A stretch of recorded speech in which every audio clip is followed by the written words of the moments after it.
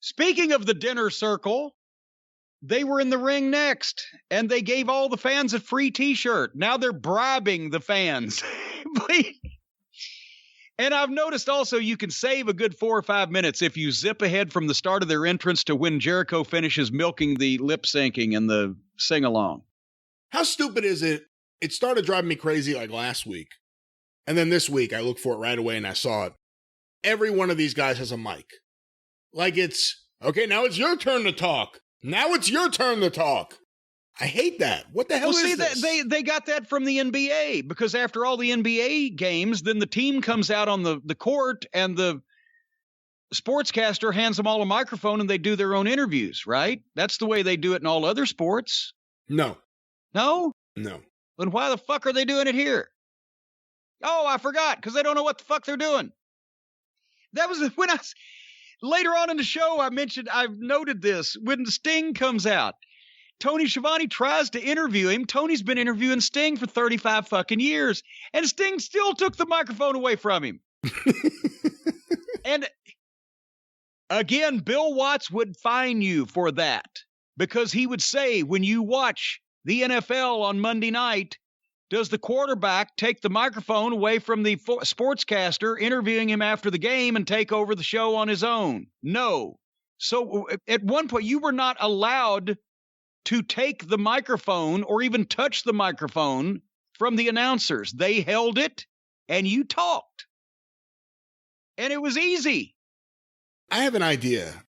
If you're up for it, can we try this maybe next week? What? After you watch Dynamite, you go through your notes and you actually figure out, for real, no made up stuff, what Bill Watts would have found the roster for that one night show. I will do it. And we'll do it because they were usually all $50 fines unless you egregiously broke something in the building or just no-showed an important show. It was all $50, but those could add up. As you'll recall, Buddy Landell was at one point in Mid-South making installments on his fines because they couldn't take him all out of his one check or he wouldn't have anything left over. But then Watts would bonus him back because he liked Buddy and he saw he had potential. He was just his own worst enemy, so he'd bonus him back a little bit later, some of it. It would be interesting. Who do you think would be the biggest offender? Who would get fined the most in Bill Watts' bucks? Well, one of the biggest things was if you middled the referee, which is the real insider term for burying the referee, is middling the referee. You put him in the middle of it and you make him look bad like he doesn't have authority. That was a $50 fine to everybody in the match because they were all cooperating in it. So that was so I would think that everybody on the card would chip in $50 just as automatically because they all bury the referee.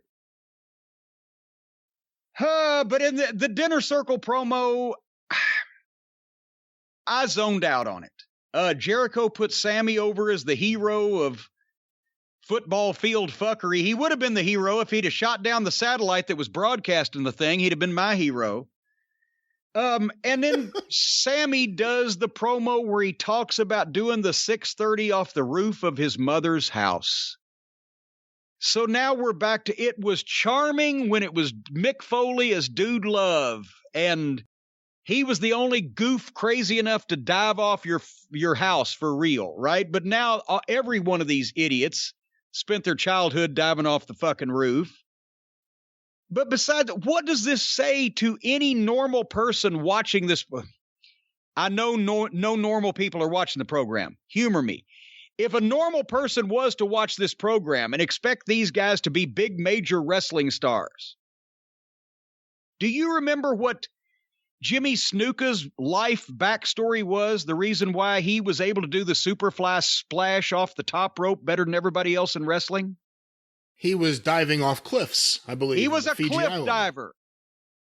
Because in the 1970s, when Snuka first came in and got over everywhere, on Wide World of Sports, a couple of times a year, they would show the cliff divers from Acapulco. And that was some badass shit. Here's these fucking natives diving off these 100-foot cliffs into these small, tiny pools, right? So gracefully. And they gave Snuka the backstory that he was a a fucking cliff diver in the Fiji Islands. He was a jungle boy, an island boy. From his first name was Lonnie Kealoha, and then they turned it to Jimmy Snuka. And he was a happy-go-lucky island native, a cliff diver, but look at that physique and look at that incredible fucking ability and agility in the whole 9 yards. That was a badass guy, right? Sammy Guevara says, yeah, I used to do the 630 off the roof of my mom's house. What the fuck? They don't know how to talk about stars to make stars. Snuka was a cliff diver. This guy jumps off the roof of his mom's house. I zoned out on the rest of it. What did I miss in this promo? Basically, every member of the Inner Circle challenged their counterpart in the Pinnacle to a match. It's not over. It'll never be over. So now we're going to see the single matches and after the tag War team Games matches that we should have seen before the War Games and the football field fuckery. That's right. Okay. MJF and Jericho, Santana and Ortiz against FTR. Poor Sammy with Sean Spears. And then, when's the last time FTR had a straight tag team match, whether they won it or lost it? Was it back in February, maybe March? I think it's been longer than that on TV. The last match I remember is the 6-man match where they had Sean Spears as their partner. I don't remember the last tag match. I don't know what they do on YouTube, but I haven't seen anything with them wrestling a match on TV. Because I actually look forward to those segments usually. I think it's been like 4 or 5 months, 6 months maybe. If we can't remember, it's been too long. Anyway, so now I've got it. They're such big Japanese wrestling fans, everybody in this company, they've decided to read us the book backwards, just like the Japanese do. Oh, come on. Are people aware of this? I don't know how many people are... books? Yeah. Japanese books turn the opposite way. You don't open them and read from left to right, front to back. You open them and read from back to front the other way. I'm not making this up. Anybody's got any Japanese wrestling magazines? So it opens and it turns, you read from right to left and you go from the front to the back that way. So that's what they're doing. They're telling us all these stories backwards because they're reading them out of a Japanese book. I like how they went from Chris Jericho being this glam rock guy with his little crew to now they're just like some outlaw biker unit. Yeah. What? Oh, yeah, they have the motorcycle vests and everything. Actually, it's leather. Maybe they're just wrapped up about guys in leather. Anyway,